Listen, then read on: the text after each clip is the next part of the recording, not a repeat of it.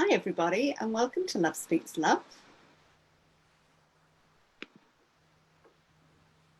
I'm your host Denise, and Love Speaks Love is a platform where I have a chat with a guest or more than one guest, and this is about sharing wisdom, sharing experiences as we move towards unity consciousness. And my beautiful guest today is Alessandra Gilioli. Hello. Thank you, Denise. My absolute pleasure. All right, I'm just going to, bear with me a second. I'm just going to open Facebook and double check that all is well with the live and share it a few places as well. Okay, so I'm going to share it there.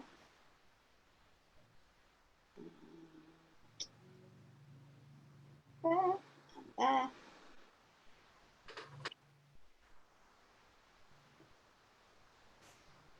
Wonderful.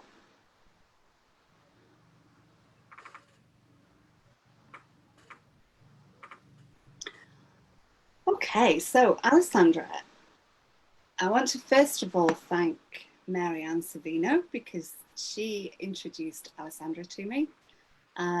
Good choice, Marianne. We've had a couple of phone calls, Zoom calls, and the energy has been off the charts on both of those. It's been a really, really beautiful connection. And Alessandra is a very talented artist. She created a beautiful pack, excuse me, of oracle cards.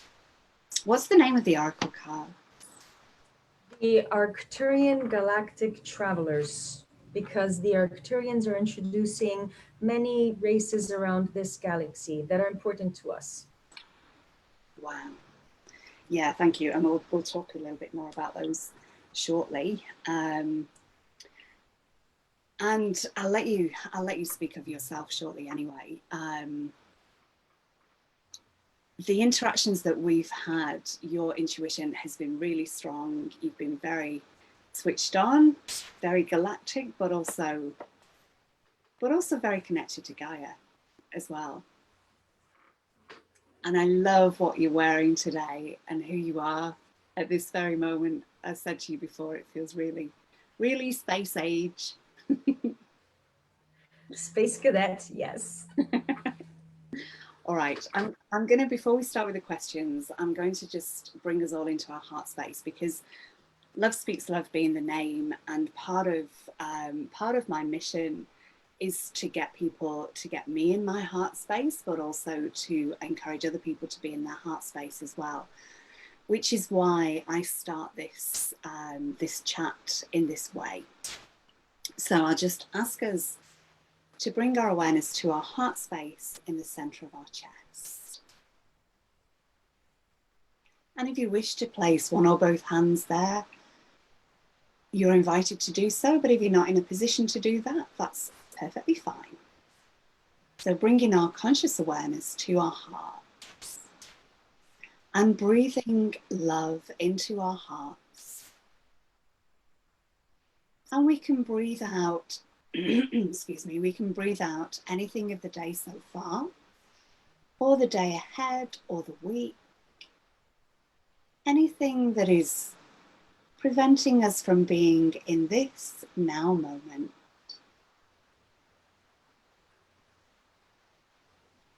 And as we breathe love into our hearts, that love is spreading into every cell of our body.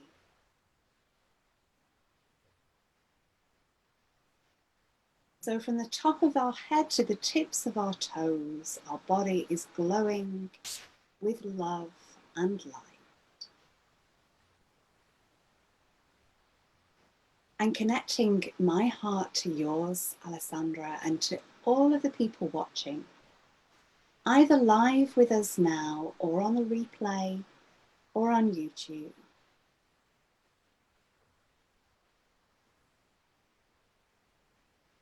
And connecting our hearts to the heart of Gaia. So feeling our energy moving down deep into the planet, all the way to the center, to the crystalline diamond heart of Gaia. And emanating out from her beautiful crystalline heart are the crystalline grids of energy and the New Earth templates. So connecting in with those crystalline grids and the New Earth templates and the beautiful heart of Gaia. And feeling Gaia's love for us returning to our hearts. And feeling her gratitude for all that we do and her deep recognition and acknowledgement of all of us. And connecting our hearts now with the heart of the sun. Feeling that solar energy moving into every cell of our body. And connecting our hearts with Source Creator, the great cosmic heart.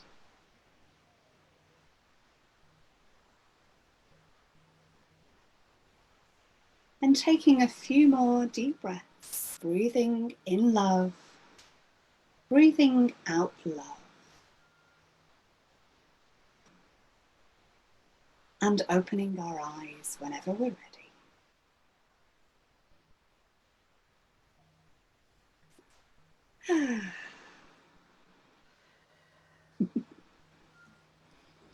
So welcome to Love Speaks Love, Alessandra. It's really beautiful to have you here. Thank you. I feel like this is a reunion with you, so I feel comfortable, but because it's the first time for me in this lifetime, I'm also very anxious. I feel like this is big, big work, big energy, big heart, and there's something raw about what you're doing, and it feels naked and real, so it makes it all the more delicious. So thank you, thank you. I hear you, and it's just me and you, having a little chat like we've done before. Okay. And I get to ask you some nice juicy questions, which I may have asked you before, I might not. So I'd love to hear how you came to be doing some of the work that you're doing. So about your awakening journey. I love starting the story, but I'm going to try to keep it as appropriate or concise as I can. But I'm feeling really lucky and blessed. Actually, it has some dark, like a lot of people have had, but it has a lot of light. So the light part of it is, I've recently, in the last year, understood that I am fourth generation weird. And I love saying that because my mother's a happy hippie. And then her parents were, I don't know if you could call them hippies at that time, but they were really doing and thinking different things. Like, for example, so these are my grandparents here in Chicago. They were both immigrants. They were reading about Edgar Cayce. They were reading about the sleeping prophet. They would travel all the way to the Philippines. Back then, I don't know who was traveling.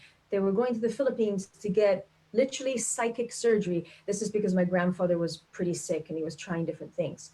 But I said fourth generation weird, right? So on my father's side, or actually on many sides, the generation before, they were healers also, but they didn't want to get caught up by the law. So they would see patients and not charge. I don't know how they were able to do it. And they were just saying they were doing massage, but it was some sort of energy work, and lots of people came to them. So when I find out about this, I'm like, oh my gosh, you know, it's wonderful to even get little bits about our ancestry. I don't feel like we get enough of it. So I'm like, how far does the weird go?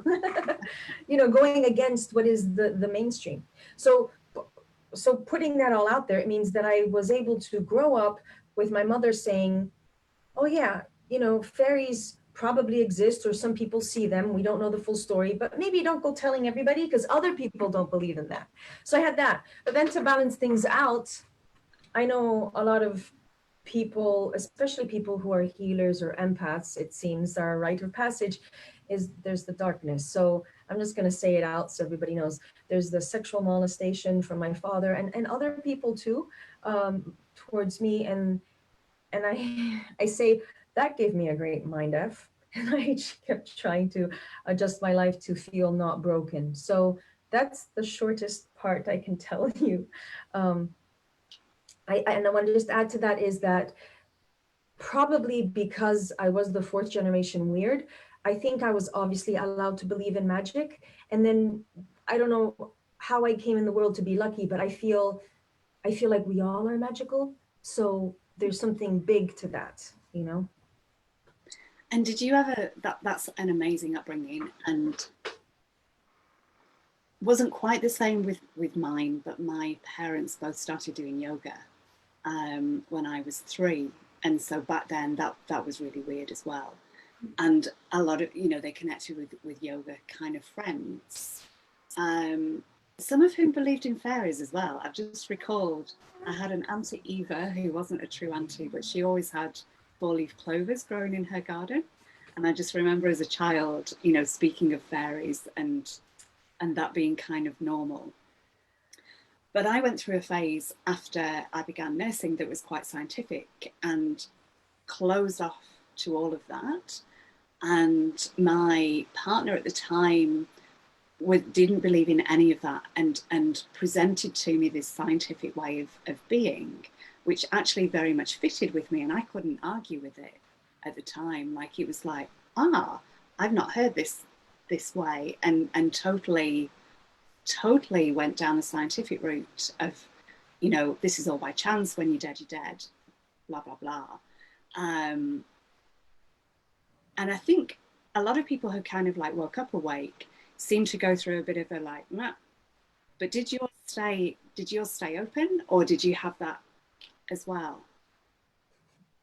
So I grew up in Italy and I was in the countryside, which was good and bad. We were very isolated. The good thing is I could go for long walks and talk to fairies, or I thought I was talking to fairies. And so I grew up isolated in the country in Italy, away from TV, even though TV exists. So what I'm trying to say, there was a very clean, pristine, out of time, out of space in my childhood. I was torn away from that, and I came to USA when I was 18 years old. There was some extreme, I want to call it soul ripping, because I had been with my family. We probably were a bit dysfunctional. We were in a pressure cooker. I was just at home all the time. And that caused me to come to America, go to college, and it was drugs, sex, and rock and roll. And I think, like many of us, the drugs and the sex were addictions, and it was to dampen everything. Because if I think that I was very sensitive to spirit, or to lots of things or dimensions growing up in Italy, because again, being in the countryside, and there was some clean purity there. So when I came to the US, there was that shutdown, and there was, like today I'm wearing sparklies because I was a go-go dancer, and it was all these weird ego things that I'm very happy I did, because I'm on a pedestal and I'm bulimic and I'm not eating properly and I'm doing lots of drugs, and I get to be mainstream attractive because I'm starving myself. And so that was quite a journey of, it's really weird, of doing all the things that I thought everybody else was doing and I had missed out on. Yeah. So there was a lot of the shutting down.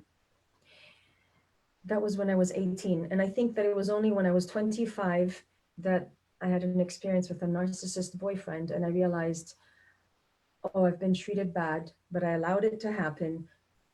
And at 25, I said, I'm going to live life by creating it, not by default. So there was a switch that happened. And the switch was, I want to go back to how spiritual I was before, like before I left Italy. Yeah. Wow. So you went to Italy. You left Italy on your own to go to events. Wow. At 18. Yeah. What did That you? was. Go ahead. What did you study?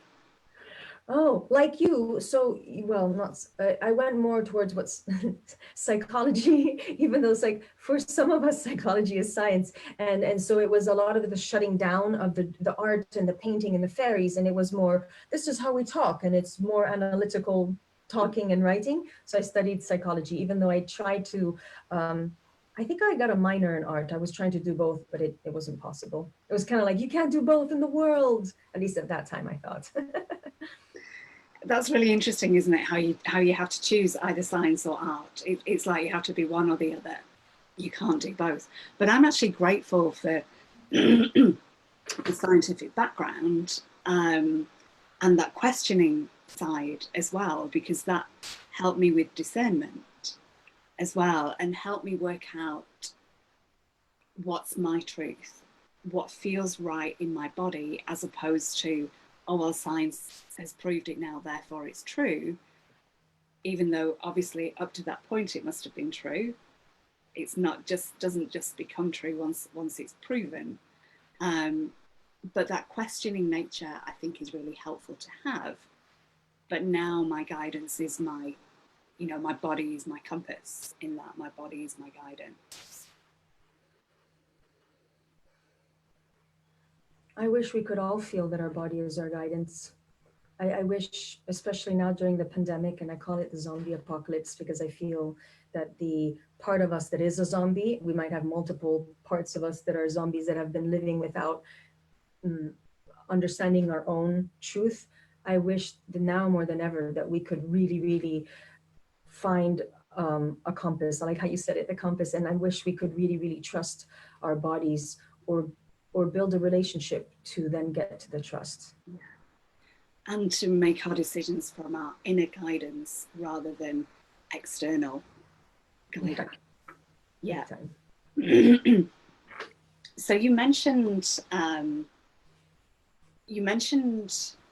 your art, and that you studied to a point in that, which is interesting as well, because maybe if you'd studied art more of that, a lot of people can get confined as well by that establishment teaching of art. Did you always paint as a child? Well, that's so funny. As a child, I always told everybody, I remember being 3 years old, and I forgot that's my first identity. And I'm wondering if part of our conversation today, if identity might be potentially a theme, you know? So anyways, I'm 3 years old and I'm drawing and doodling. I was always, that's the first thing I remember. So I identified myself. I said, I'm an artist. And adults would say, oh yeah, you will be, or yes, you'll become one. And I'm like, no, artist means you are doing the art, right? So I am now drawing. This is art. So I claimed I was an artist. So there you go. I was always drawing and doodling. I think I was really, really blessed at the school that I went to, British school in Italy. So there's two cultures, and we got to do languages and art. The funny thing is that when I came to college and all this focus was on surviving in this new world that was America, the art was less exciting. It wasn't as free. I don't know, maybe art wasn't the strength of the college I went to. So art just dissipated. So I know a lot of people that are in art feel that art school might crush their creativity, but I guess I was really blessed. The creativity was just what's the word, fueled and fostered so much at the school that I was in before college. And so then in college there was a long break. So and then there's been a long break with art, and it's only come later on in my adulthood when I said I want to reclaim being an artist again because I missed it. And for some reason, and I don't know if this is for everybody, but there's something about being an artist where it's almost like it feels like adults are not allowed to really be artists. Because for me, I feel like being an artist is linked with your inner child because you're playing, right? You're playing and you're free and you're really expressing. And then all children are artists, they're all drawing. So yeah. I love that. I love that. That's amazing. And I hadn't fully registered that when you're tapping into your creative flow, you're really nurturing your inner child.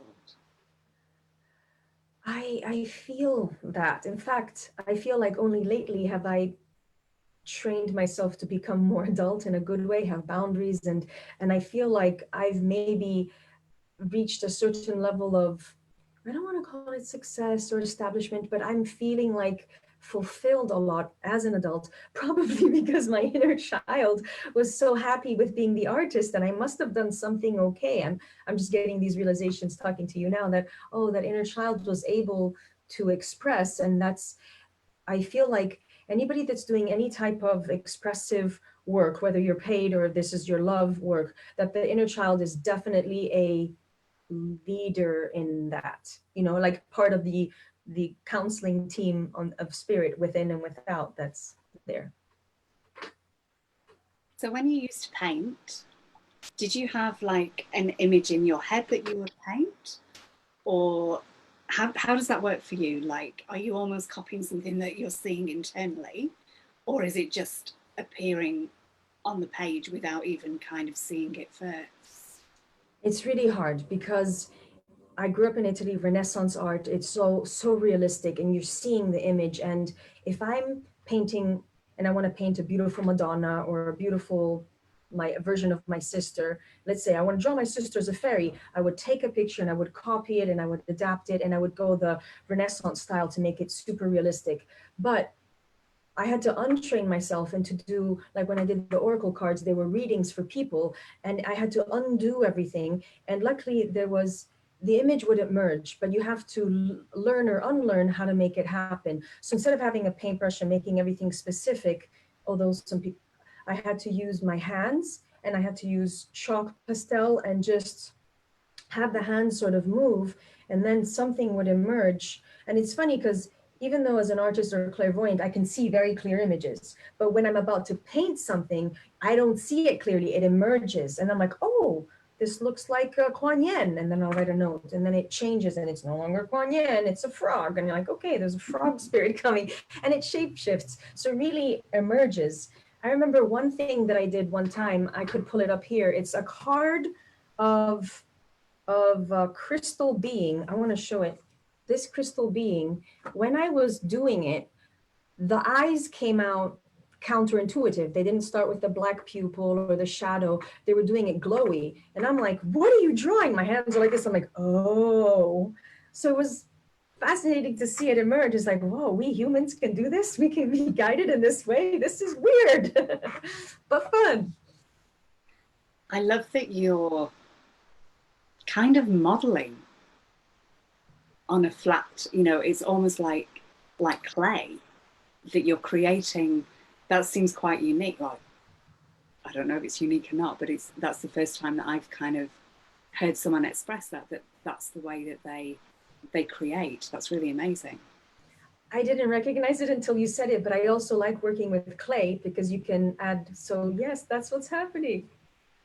And the originals, do they they must be quite what's the word, like there's a lot of texture to it's not flat on the page, it's kind of like got form. No, it's actually flat on the page because, and it is layered, but it's chalk. So wait, it's chalk pastel, so it's very dusty. It's not oil pastel. Oil pastel could potentially get chunky-ish. So no, it looks flat. Interesting. So the cards, where to start with those? Let's go down the galactic avenue. When did you start connecting with the galactics, and how did that start? Anything you want to share of that experience? So as a child, I was super obsessed with fairies. I was talking to adults, the ones that would talk to me about it. How do you connect with fairies? How do you connect with fairies? And then I was always drawing. But every time I drew, I was like, I'm going to sit down and draw a fairy. Every time I drew the fairy, it would look alien. And it was an alien fairy. I'm like, what's up with alien fairies? And I didn't know anything about alien fairies. And when I was a child in the 80s, there wasn't that much fairy art. So fast forward to when I'm 25 and I'm not really drawing as much at that time. That was more the drug, sex, and rock and roll time. A book literally falls on my lap. And I've heard so many people say this, like a book falls on me. I'm in a spiritual bookstore and retreat center, not, yeah, energy healing place. And I was newer to delving into this stuff. The book falls in my hand. It's by David K. Miller, and he's channeling Arcturians. I didn't understand what all that meant, but all of a sudden I was reading of there's other dimensions like fairies. I'm like, oh yeah, of course there's fairies, you know, but these are aliens or star beings that live on another planet. And I thought, oh, that makes sense. That makes so much sense. That makes so much sense. So that the way in for me made it was a continuation of things that I already felt. And when I read the material, which had a lot of activations, and then for many years, I attended David K. Miller workshops, he channeled Arcturians and Native Americans and Andromeda. And it was just this whole big cosmos, and it wasn't focusing on just one. And it felt like, oh, I know what I liked. What I understood about the Arcturians was I call it the spiritual technology, the aura, the layers, the chakras beyond the seven, and everything felt very technological, and it felt like it all made sense. So I'll stop there. And were you, so I'm assuming that every being on the card is not really from your imagination, that they are beings. Yeah, so it's really fun. So the card started because I was doing readings for people and I wanted to bring in either their galactic higher self or a guide beyond what was already attainable. If somebody can draw totem animals, fine. If they can find a past life aspect, but I wanted to bring in whatever is not available. Let's bring in these added, I call it spiritual tools or spiritual nutrition. So when I would sit down and do it, interestingly enough, in one image, even in the oracle cards, it's because the image that I do for a client then became an oracle card, because the guides that came in were so powerful that they had a private link with the client, but then they had a public persona. So back to the image, multiple frequencies would come in: Pleiadian, Arcturian, Andromedan, and it would be multi-layered. So it wasn't just one guide, it was more of a collective. And so of course, the one face that comes up is more like a spokesperson, and it might have more Arcturian eyes, but maybe more of an Andromedan face. And so, yeah, at first it does feel like beings, but it begins to feel for me more like frequency, because they're so evolved and there's so much love and so much to communicate that it's like, don't get stuck on ego or persona or one being, think of collective. And again, so it feels like frequency or these bandwidths that we are missing that help us reconnect to our multidimensional soul. So there's a lot of technology. I've got a specific question. Now I'm assuming, say for example, Andromedans, I'm assuming there's not necessarily one kind of Andromedan, because presumably there are many planets within that galaxy, within that star system. But I'm curious how you see them. Andromedans? Yeah. I've noticed, even though I try to be open and see a lot, because I know there's a lot, I tend to notice within myself and other people who do this, we tend to have our soul family or our friends or our representatives that are in that time space reality. So I seem to have a strong track to Andromeda that is white lions or white tigers. And then there's another track that is Andromedan fairy, and they're often small, and yet they're very powerful and very, very dense white light.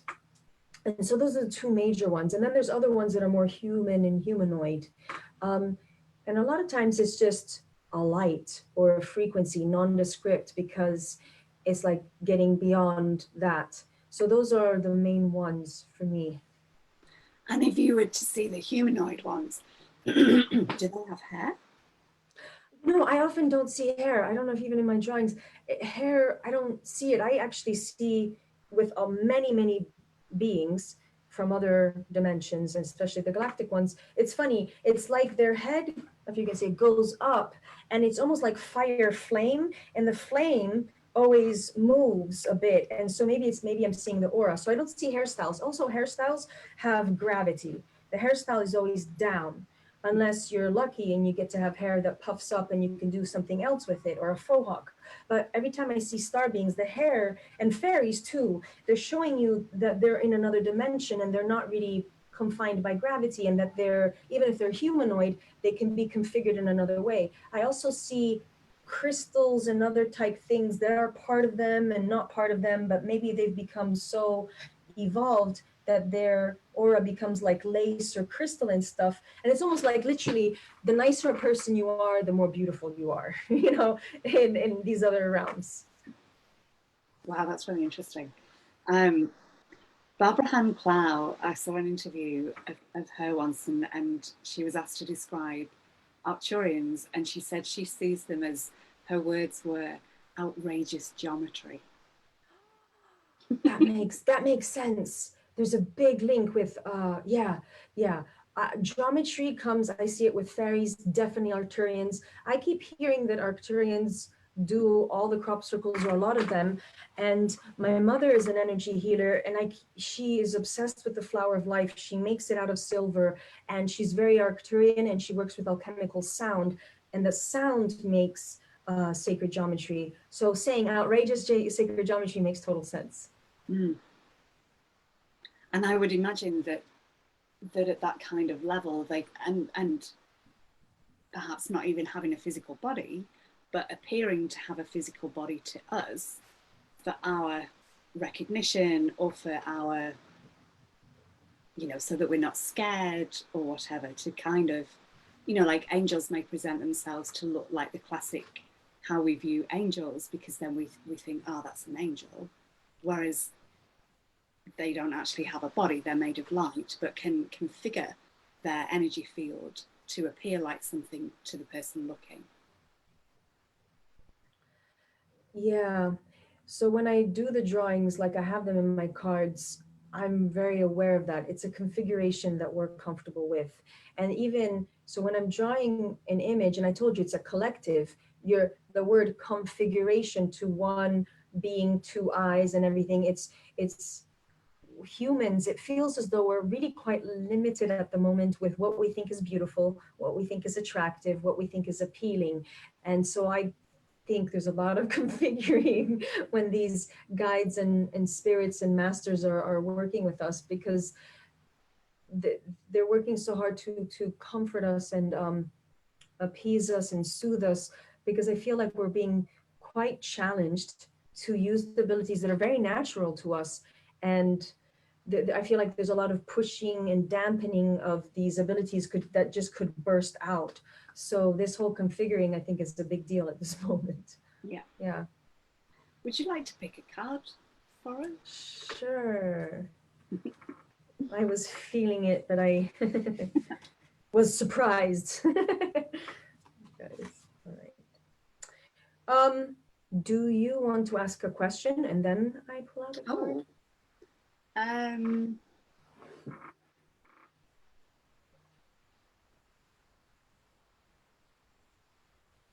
I'm feeling that this is a collective thing.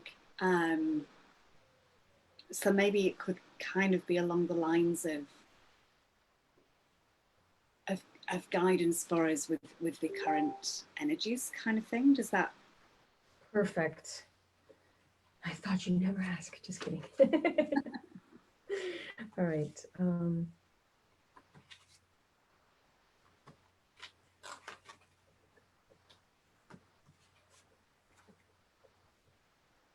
Okay. So I pulled the card, and it's Lesiada. She's from the Pleiades, and a lot of people who channel Pleiadians, I feel like they might channel the poster child or the cover face, the famous Pleiadians, but there's many other Pleiadians. And I think there might be 400 stars in the Pleiadian cluster. And so this is one of the ones that are maybe lesser known of Pleiadian forms. But now let me see what she's saying for us. First of all, she has so much compassion for us and for what's going on. Another thing is she's a lot about light language, which you are, living and breathing vocals, sounds, and visuals. So she has that a lot. But now let me just see. So when I use the cards, I look, my link in is the eyes. And right. Her eyes are amazing, by the way. So I'll bring in a message and then you look at her and bring a message too. All right, I'm feeling, ooh, I'm feeling so much excitement and happy and joy. First of all, there's compassion for where we're all at. We're not going to talk about where we're all at because we know. But I keep getting mesmerized by her third eye crystal. And she is looking at me and she is zapping me with confidence, as in, you've got this. And this is for all of us. You've got this. Now's the time. Stop it, quit it, don't listen to yourself. It's enough of this BS. Like, boom, go, get over yourself, please. Like, you need to now. And it's saying it with the deepest compassion of, I feel she believes in me, you, us. Like, she knows. And I keep getting blasted with crystalline light, and not geometric forms, it's liquid light language. It's light language in the form of an ever shifting crystal squiggle, right? And she's seeing it all around us and within us. I actually want to take a moment.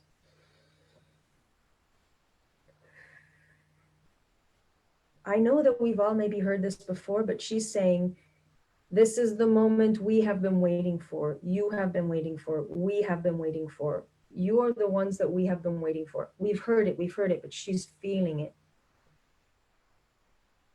And she's just so beautiful. And then I can see her looking at us. And so I see the reflection. And you were talking about that sacred geometry of the Arcturians. And I'm seeing these crystalline forms inside of us, as though our cells are vibrating together, like clusters of cells right here might be creating a squiggle of liquid geometry or liquid light language crystal. And I'm seeing it's like these potentials are floating around us that are maybe probably newly awakened. And she's seeing it to say, listen, I'm seeing it, I'm witnessing it. Maybe there's nobody else to see it, but I'm seeing it. So it makes it more real. I'll stop there and I'll let you. Wow.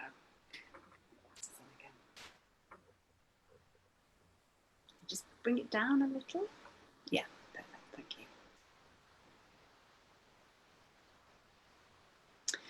So I'm being guided there. And I feel, I'm actually going to just bring some light language through, because I feel like that's going to hold like of information as well. Arcturian Oracle, hel ihan ara ut onai.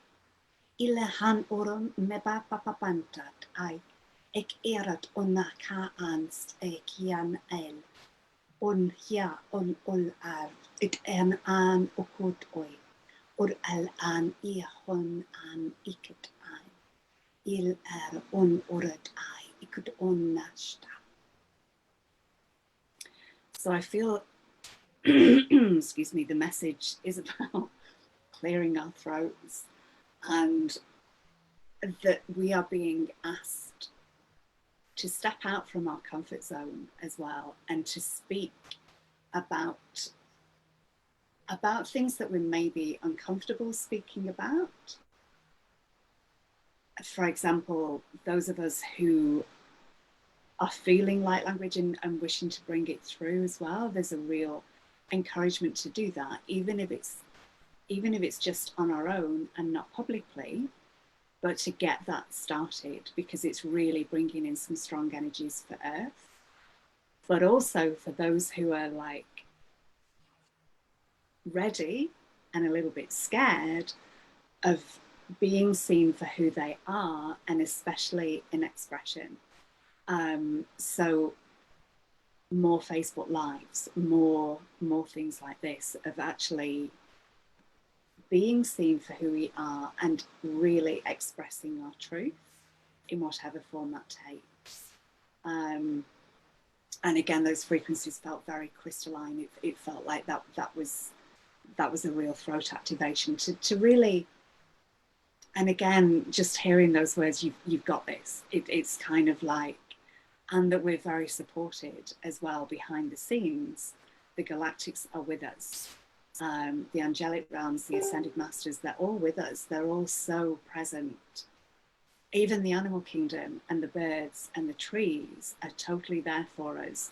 And it's like whenever we go for a walk in nature, we're being hugged by everything that's around us and really congratulated as well for all that we're doing.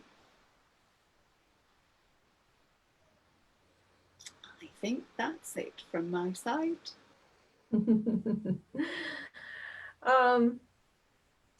I feel like playing the drum, but it could come later also. So, meaning I felt like doing light language with the drum, but I guess I thought it was going to come later, or so you, meaty.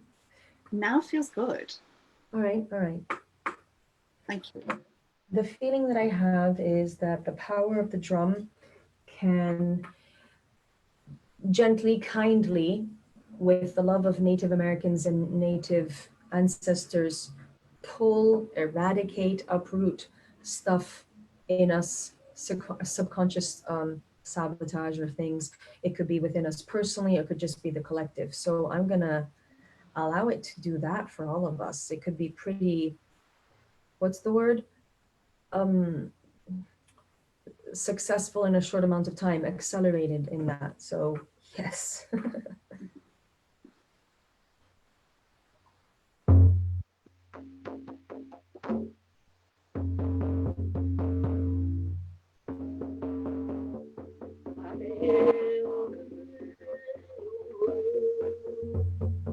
Sound is okay? Just checking. So, sounds good my end.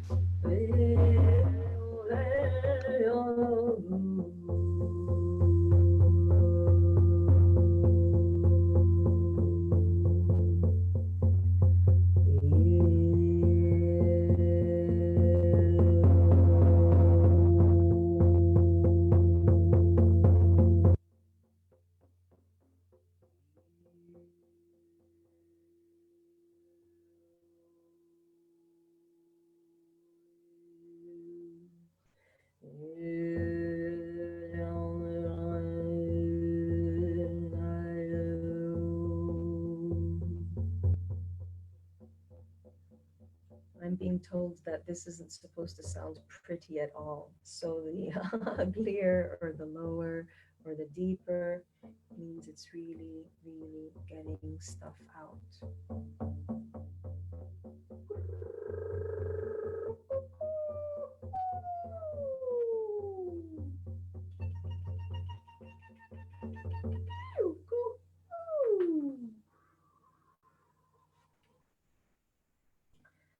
I'm gonna do some more sounds, but do you, Denise, do you do the dolphin sounds? Because I was thinking, I was feeling either the dolphins themselves are coming out or they're inviting you. So I might do some other things here, but do you want to join in? Sure. Let's see what comes through.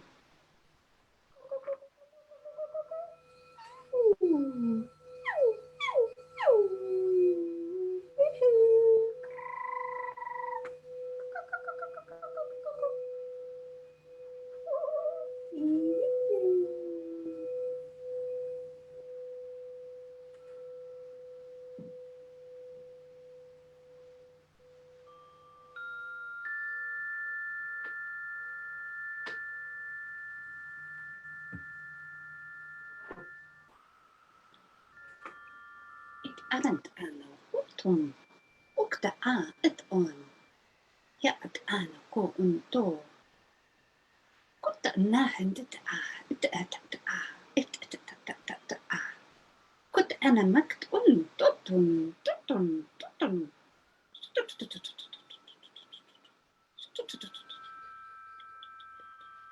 ورنوي تاي تتدون مخا إحنا تدود أون أرى إحنا تدود أون أرى أدودودودوي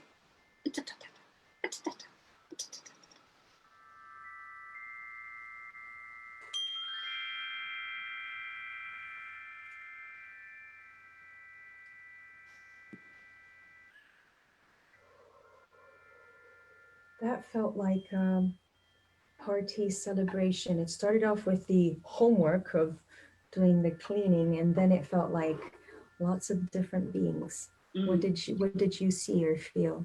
Just really playful, really. Yeah, yeah, And yeah, like yeah, yeah, yeah, yeah. if it was one word, it was woohoo. Can you just lift up that crystal heart for everyone to see, please? This is a crystal harp that I got from Russia.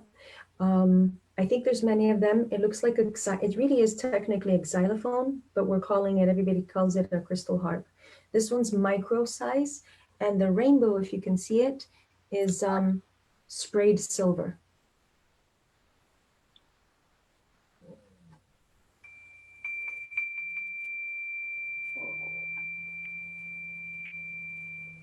So I had a vision of, I had to get this and I didn't really know it existed. And I was in Mount Fuji, Japan, and I was working there, and I was getting a really strong download of these liquid crystal forms, liquid crystal light language. And for me specifically, it came in as Aldebaran Stargate. Aldebaran is the brightest star of the Taurus constellation, and it's very close to the Pleiades. But apparently, from my guides, it's like Aldebaran is older. We're 6 billion years old. The Pleiades is only 100 million. So like this is old frequency. But I recognize that, okay, first of all the power is within us. We're connected to source. But it's so fun to play with tools because the tools do have an effect, but it's not like they have all the power. But anyways, all that being said, that I felt like, oof, if I use this tool, I can really more easily grab this Aldebaran light that I understand it to be old ancient frequencies from different stars and constellations beyond our galaxy that are coming back now to nurture us. Because in a way, we sort of failed to be plugged into our ecosystem and to be plugged into our multidimensional soul. So it's like these antidote frequencies are coming in and we'll help you, little brother, you know.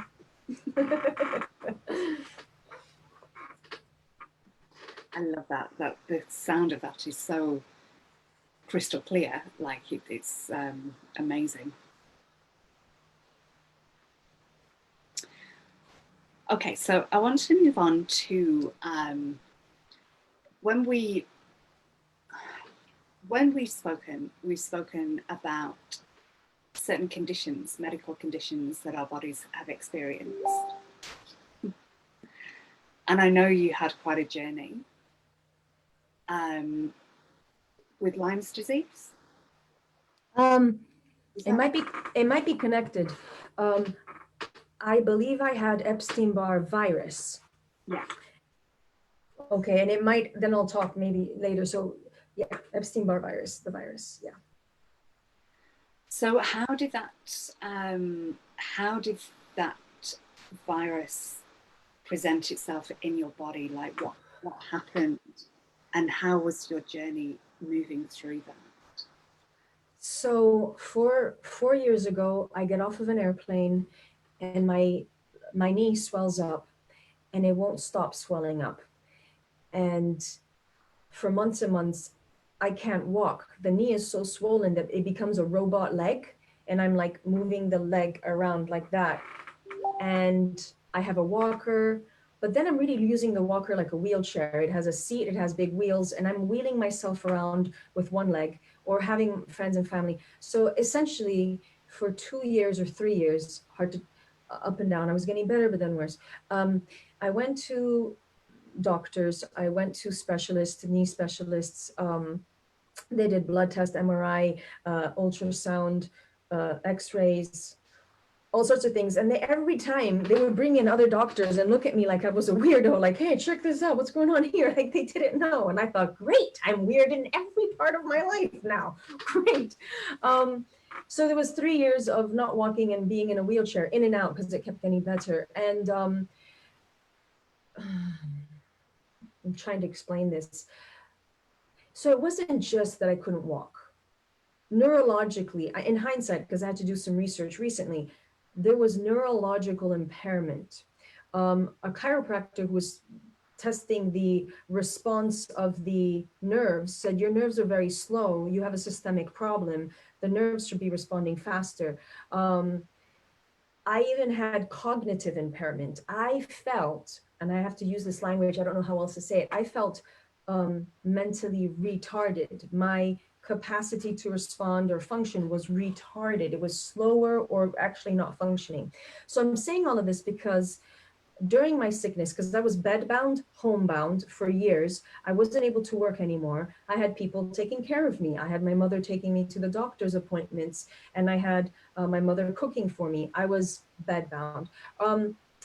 I was fortunate to have a doctor at Stanford talk to me on the phone. She was the friend of a friend, and it was bizarre. All of a sudden, we're put on the phone to talk, and she has a disability also, but now she's working for Stanford. She was a doctor. She lost her practice because she was disabled.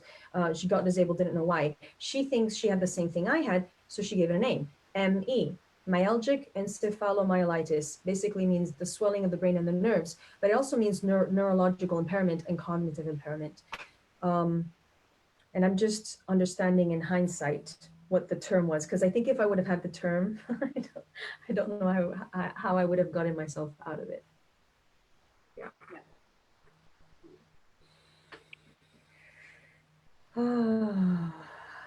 And I think one of the reasons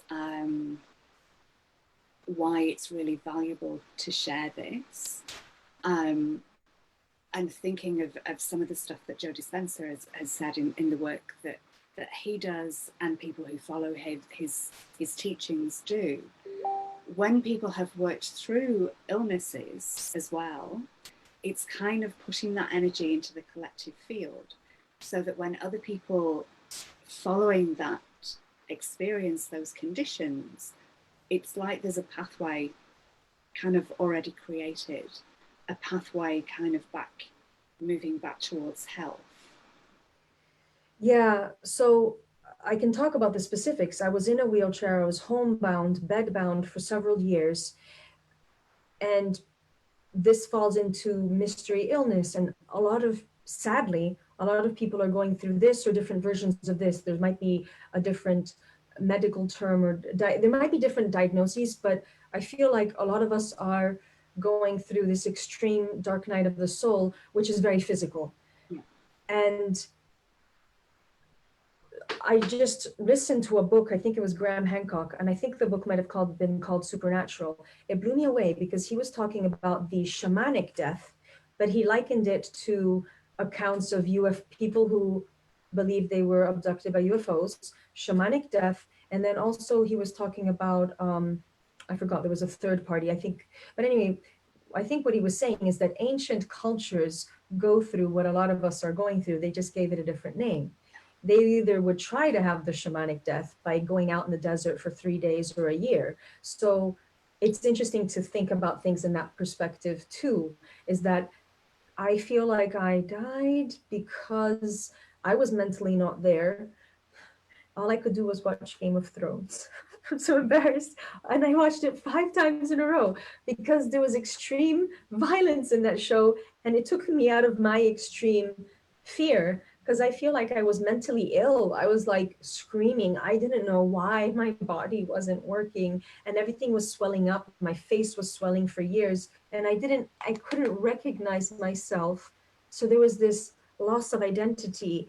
And I think that identity comes into this because Bruce Lipton, he worked with Stanford cell biologist, he's saying the cell receives signals through the membrane. Depending on what the cell thinks its identity is, or I think depending on the signal it receives, then it can change its identity of what it does, what it functions. Well, what if we're the same? And so what I'm trying to say is if I would have believed, if my identity was, I'm a human who is going to get older and sicker, and if you're caught in a wheelchair, you'll never get out because the doctors don't know, so you're stuck there forever. If that was my identity, I would have stayed there, and I knew it, and I freaked out. But I believe we're magic, and I believed in, I need a new energy source The food isn't doing it 100%. My life isn't doing it. So my identity was, I'm a magical multidimensional being, and I'm going to be a crystal fairy that tunes into light from Aldebaran. So that's going to help me. But that's my placebo, and I cracked my own code. But I literally felt, you know, somebody can just say, I prayed to Jesus Christ and he gave me energy. Well, then good. You know, we needed energy outside of our limited current identity. So I began to build a new one. I am magical. We can all do it, but I'm going to do it my way. And so I feel like I feel like I fed the mitochondria. The mitochondria is the little organelle inside the cell. There's about thousands of them. And they're receiving, I feel from my visions, that the mitochondria are receiving signals from different parts of the universe and converting that to energy. Science knows that mitochondria converts from the oxygen and the food that we ingest, it converts that to energy. I'm saying, yeah, but I think our body, I think we receive energy from other sources that scientists may or may not be studying quite yet.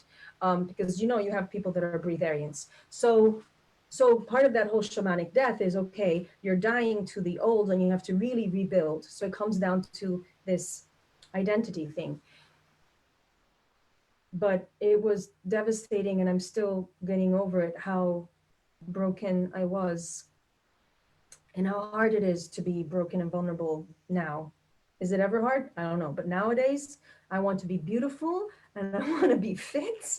I don't want to be broken, you know? Yeah. How can I sit here in front of you if I feel ugly and broken and everything, you know? Like, how can we all function if we don't feel whole in a more healthy way? Yeah. So there's so much to that. Like you say, and identity as well. Like you just had to drop who you thought you were and rebirth as somebody else. It was a huge shock, because up until then I thought, I am a person who's molested by her father. I'm afraid of men. I'm afraid of life because of those stories. I had a weird shelter thing. I saw my father beat up my sister and she peed on herself. Like that I'm too sensitive. I'm scared of things. And I had this, I don't know, built-in arrogance where I thought that I would never be disabled or have experienced disability. I even worked with people with disability for 20 years. So I had this arrogance. And it's like, oh, all sorts of things can happen to us, you know? Yeah. And that's another identity piece. Yeah. Yeah. And the stuff from your childhood, had you worked on that already before this point? Yes, in so many ways. Traditional therapy, medication. I was hospitalized because I didn't jive. My body didn't jive with the medication. Yeah, different kinds of therapy, biofeedback, which actually is really cool. Traditional therapy, and then lots of. I love going to energy healers, and I love receiving that. So yes, a lot of work. You know, my family might say, you're obsessed with that. I'm like, I want to fix myself. But I think it's because of all of that. But then I became an energy healer. It's because you're working on yourself so much, and then you realize, oh, we're magical beings. We can do energy healing. And I think it helped so much that I became more empowered. And I think that was another weird thing. As I was empowered, I was a healer. I didn't feel broken or victimized. To then have that dark night of the soul again is like, oh, poop, I failed.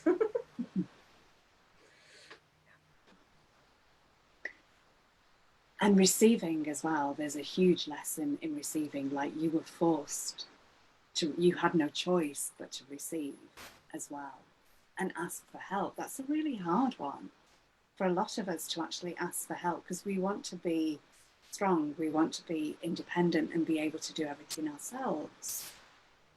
And I think this is just dropping in now as well, that maybe as we're moving towards unity consciousness and community as well, that this is part of that. It's about, first of all, we don't have to do everything ourselves, but it's actually helpful for us, for other people to do things for us sometimes as well. As you're saying that, you make me think, yeah, because I came in, especially when I came to America, I had to be the warrior woman, self-sufficient, strong. And one of the books, I read a lot of books during that period. I read a book called The Heroine's Journey by Maureen Burdock, and she's a Jungian psychologist or therapist. And her book epically helped me because she's responding to what you're saying. And she's basically saying a lot of women came to her. This was many, 30, 40 years ago. A lot of women came to her and their body broke down in different ways. It was different diagnosis, different things, but it generally was women came to her, their life stopped, their body stopped, they were devastated, bedbound, they were broken, like I was broken.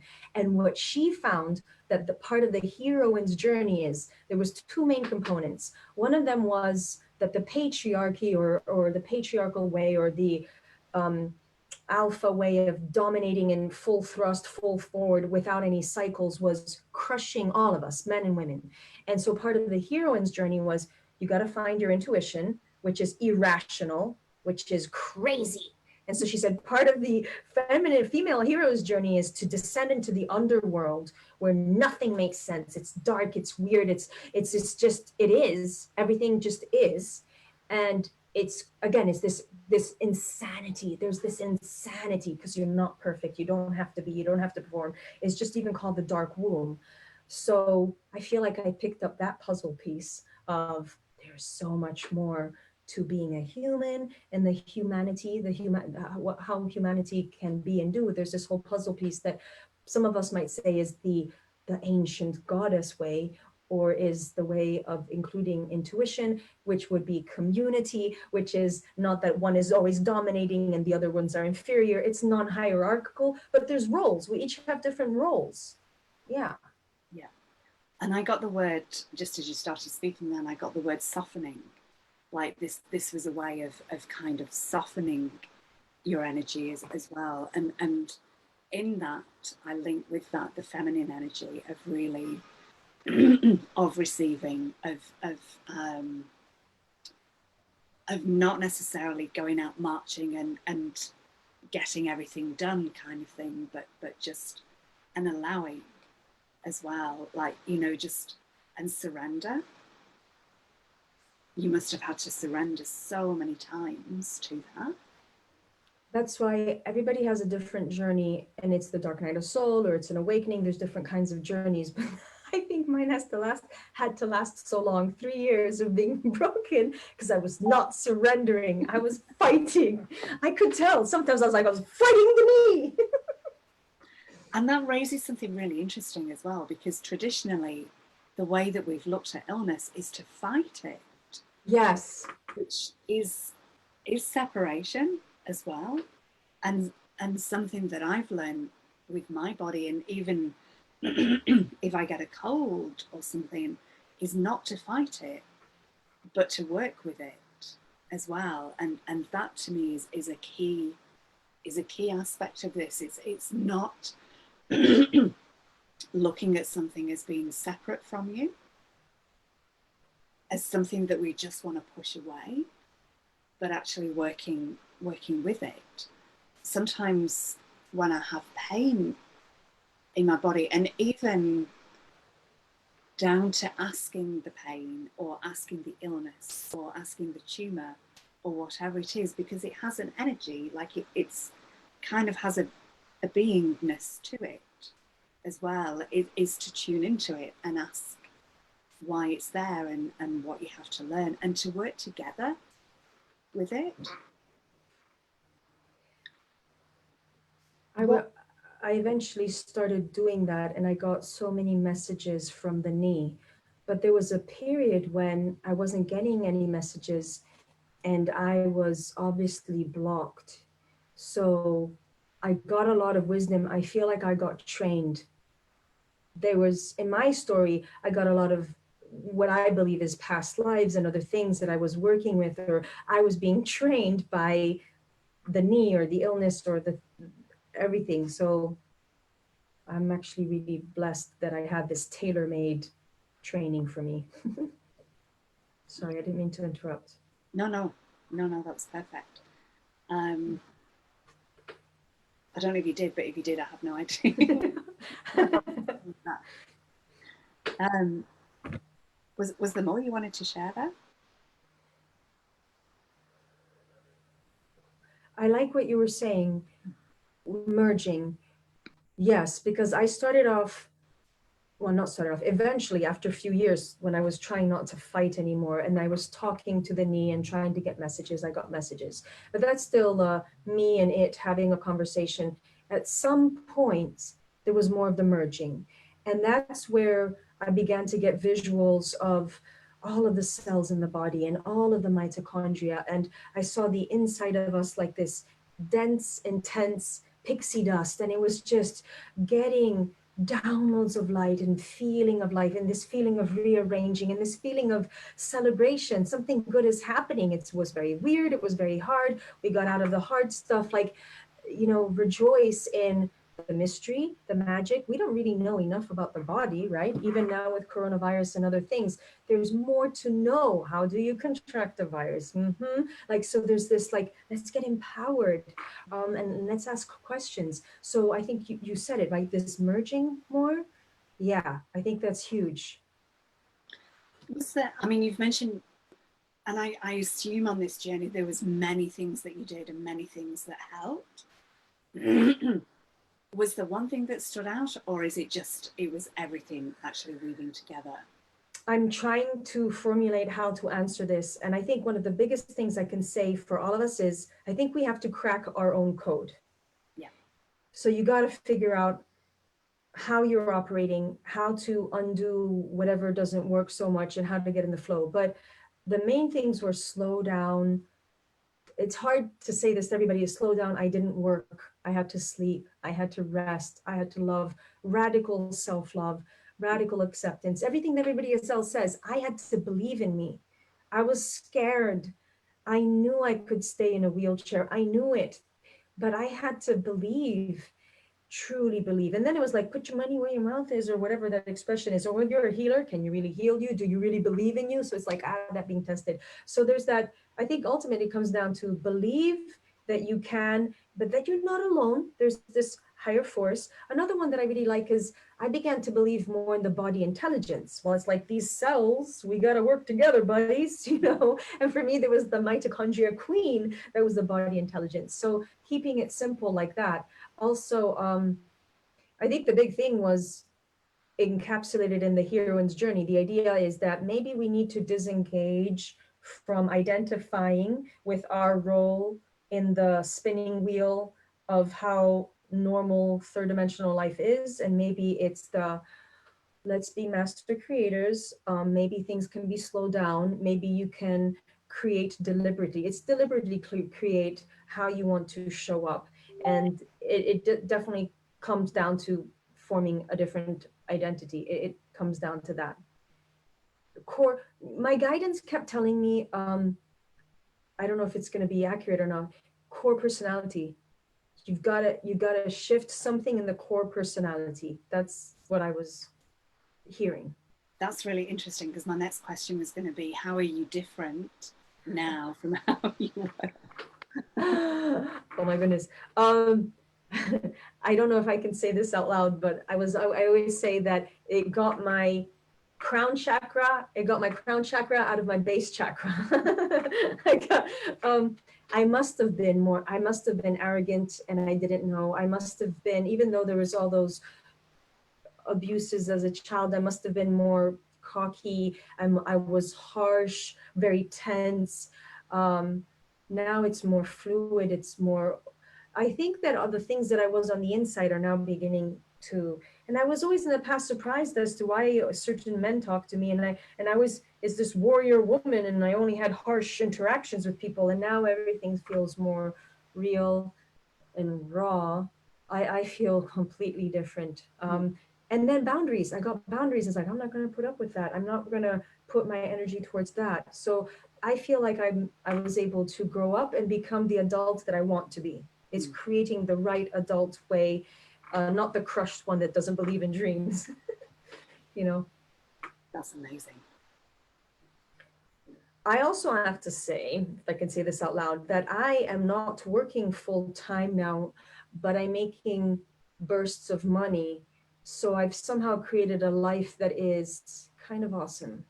Just saying. That's really So interesting. Yeah. So dreams are coming unexpectedly and they keep coming. And I'm like, what? Something is happening that's good. Yeah. So there's your reward there, you know? Yeah. Which is a nice segue to you and I are going to be doing a collaboration at some point as well. Yes, yes, yes. We don't know what that is yet. Oh, we can feel it. Yeah. Yeah. I feel it's going to be powerful. And it's interesting because we both had such interest in the kind of physical body as well. Yeah. Yeah, I've got no clues as yet, really, as to what we're going to do. I have a feeling it's going to be surprisingly more physical and body related than maybe, because I'm used to being more hairy fairy and galactic, and it can all still, the frequency can be there, but it might be really radically helpful to us and the rest of us. And I'll be like, I need this now. Yeah. Yeah, and I find work with the mitochondria really interesting as well. Like, I feel in some ways I want to get, because I do DNA activations, but I kind of, in a way, I want to get right in there and almost like, what's going on in there? Yes, yes, that's exactly how I see it. Yeah. I guess we're all ready for this. Mm-hmm. Do you have any more light language that wishes to appear, do you feel? Yes. Something's coming up. Do you have any special requests? Okay, hold on. Great color water bottle, by the way. Okay, so I am getting a visual. We're going to start with this. So all of us are to focus on our wonderful physical bodies. And we can even imagine that we are is that the Leonardo da Vinci Vitruvian male with the arms out and the legs out? And in that perfect circle, I'm looking at the image right now, and we can visualize that perfect circle. And what I'm seeing is, right when you were talking, what I'm seeing is these white particles of light. Again, that pixie dust, white light. Maybe it's Andromeda light. It's a lot of things. And it's in our auric field. At this moment, our auric field is all perfectly round because we're doing something juicy and expansive. And it's funny because, again, when you were talking, I was getting that download. And for some reason, I didn't know of this, but there's this mitochondria in our auric field. So it's non-physical. So I feel like it's tickling us, massaging us, and we'll go with that.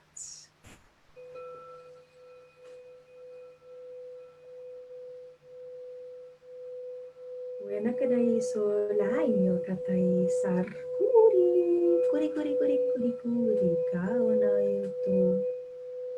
Kana iyam na kokoishin takokokoin tayo tu shu tu karanayo ko tu nahi.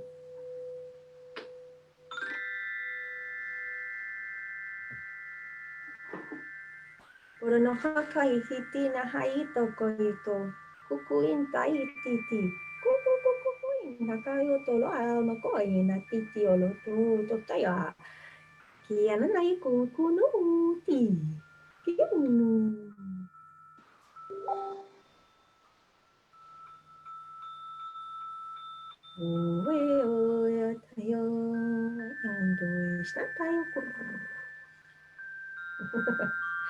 Oh my goodness.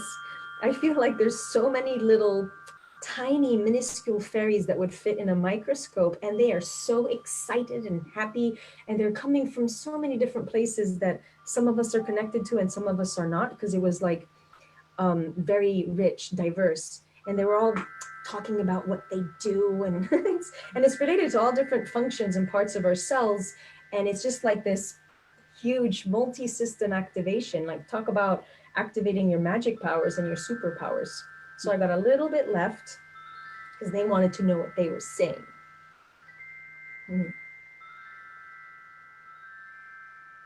Kokore nai to kaya kai te ne mana ku ono ke sanana nai ke tayu to ton bokoro ko.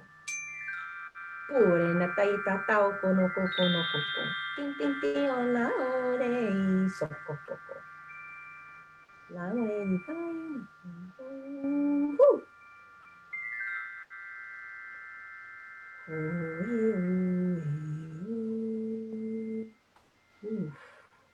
Very crystalline, very futuristic frequencies. It feels very clean, clear, and fun, and tugging us to a future that some of us might know and come from, and it feels familiar. It literally felt like Back to the Future. Ooh. Wow.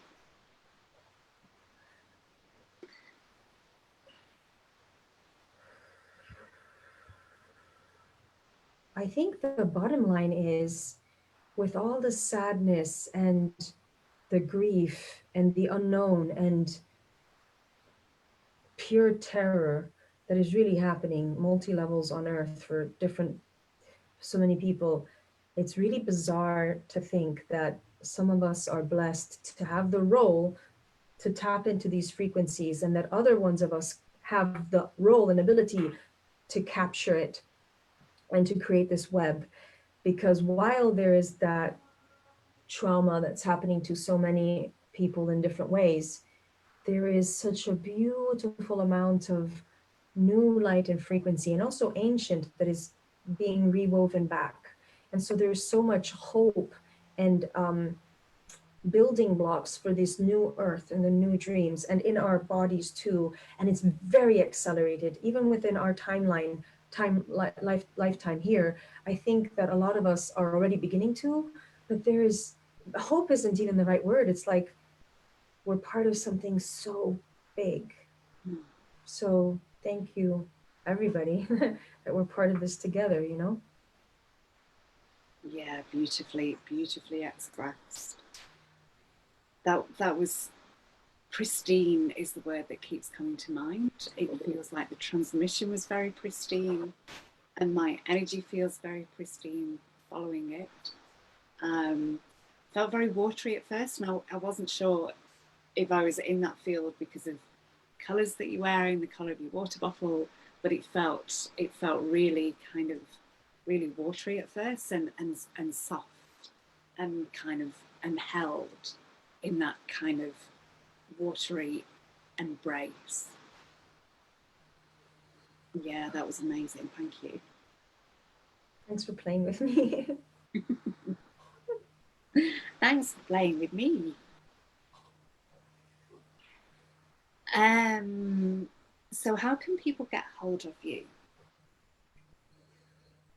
The easiest is my website. I try to put everything on there. So alessandragilioli.com. Email me there, and I respond to all my emails.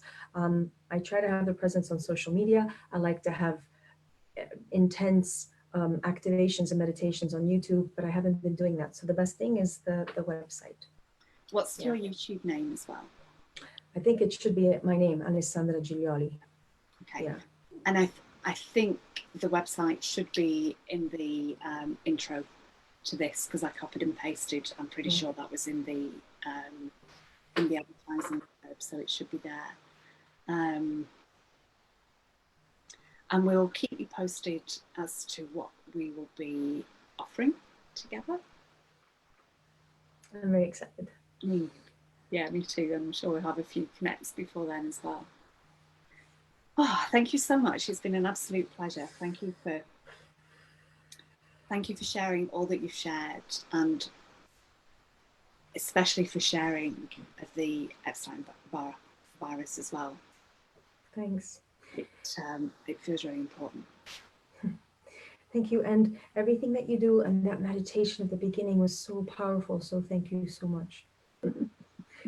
Ciao a tutti. And thank you to everybody who has watched us live, who's watching on the replay or on YouTube. Yeah, the YouTube channel, my YouTube channel is Inner Peace with Denise. All the Love Speaks Loves are on there, and quite a few other bits and bobs, lots of light language things, lots of this and lots of that, a few meditations. And there'll be at least one Love Speaks Love next week. My mind has gone blank as to who that is. I can, oh yes, of course. I'm going to do another one with On McManus next week. We're going to do, yeah, I'll share more of that nearer the time. Have I missed anybody else? No. Okay. So I'm going to stop the live. Thank you, everybody. Love, love, love, love, love, love, love. I'll see you soon.